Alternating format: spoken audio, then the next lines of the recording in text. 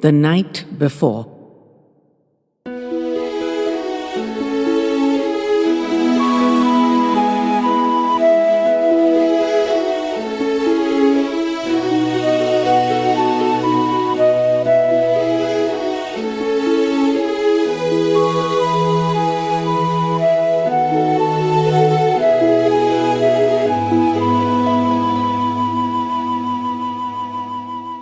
I would never deny it, not even in jest. I love Harry. And being separated from him is going to be tough. Not just physically tough. What's physically tough to us? We're the kings of physically tough. I mean, tough in unimaginable ways. We've literally shared every moment of each other's lives for 20 years. So how can it not be tough? It's like losing an arm and a leg. That's funny, isn't it? Of course, we will lose an arm and a leg. But as I said earlier, that's the easy part. It's losing Harry that's going to be tough. He's always been there. He knows I'm nervous, and I can feel that he is too. It tingles in our blood. We reach out to each other and lean our heads back to establish contact. Lots of people find it strange that we need to reach out to each other. Why? He's Harry and I'm Sam. Don't you reach out to your brother when you want reassurance? There are so many things that Harry has always done for us because he's the take charge type. Like the bank. We have separate accounts. That was Mum and Dad's insistence on keeping our individual identities separate. We had to get a court ruling to get them, but we're used to fighting for our own rights. Anyway, Harry always does all the bank work. Not the decisions, mind. I make my own. But he does all the legwork. Man, have you ever noticed that English has so many body part analogies? We can see that other people mostly have one complete set of body parts for themselves. And Harry and I share our something less than 2 sets. And I guess I'm just more sensitive today because the old order is changing. So, as I was saying, Harry does the bank work, but he hates laundry. I do that. I guess I can still do his. I find ironing relaxing. It's the folding that's tough because his side is always so much messier. But that only matters when packing. Otherwise, it all goes on hangers. Which is most of the time, since traveling is such a humongous ordeal. I readily understand that we are not standard size, but we always have to pay extra for that, so then what's the fuss about? We've always had to accommodate, adjust, do without, everywhere, except in our own cocoon of home, hospital, and friends. Almost anything we want to do has to be customized for us. Never been able to just hop to it, have we? Maybe that's why we've come to this pass. No maybe about it. That is why. Better to be half a man than 1.5, we've joked.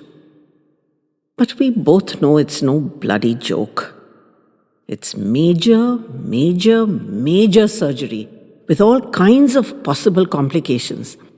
Not some routine appendectomy or even a cardiac bypass, which they knock off by the dozen every day, getting better and better every time. As usual, ours is customized for us. They'll only ever do it once, so they have to get it right the first time. And even if all goes perfectly, 20 years of age, we are both going to have to start again with a new set of adjustments. And this time, each of us has to do it on our own. Decide everything all by ourselves. Not something we've done before. We've always had each other to lean on. And that's if all goes well. They've told us quite bluntly that it may not, that one or both may not survive. We've talked about it, and yeah, we've cried about it. Can Sam live without Harry? I don't know. I don't think so. I can't even imagine it. But we've got to take the chance. The technology is not cutting edge, but it's still a big deal. 16 hours at the very least. 4 teams of doctors, 2 operating theatres. God alone knows how many nurses, standby teams of everything and everybody, in case things start to unravel and they need more experts or just more hands. A logistical nightmare. You can tell how big a thing it is because there's nothing else scheduled for the day. They've been rehearsing for weeks and scanning and prodding and testing us for months. And Mum and Dad's faces? They've raised us to be individuals, to never compromise that. They knew it might come to this one day, but now that it's here, it's just killing them. You can almost see the lines on their faces getting deeper. It's such a big step, and they are scared. It's a life-threatening decision. And really, that's okay with us. We can roll with the punches, all 4 of us. We always have, as long as it doesn't alter life into death.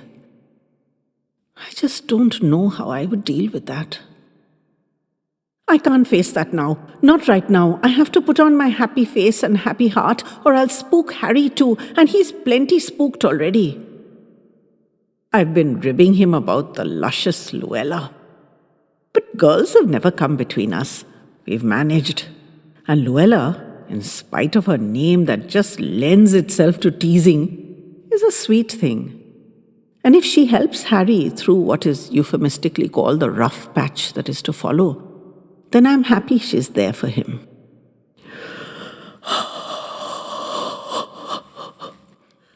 I think that sedative is finally kicking in.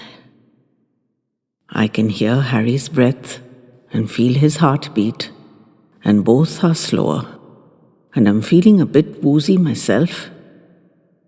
I lean back to touch Harry with my head before I drift off. This will be the last time I do that, I realize. We will just need to find ourselves another ritual.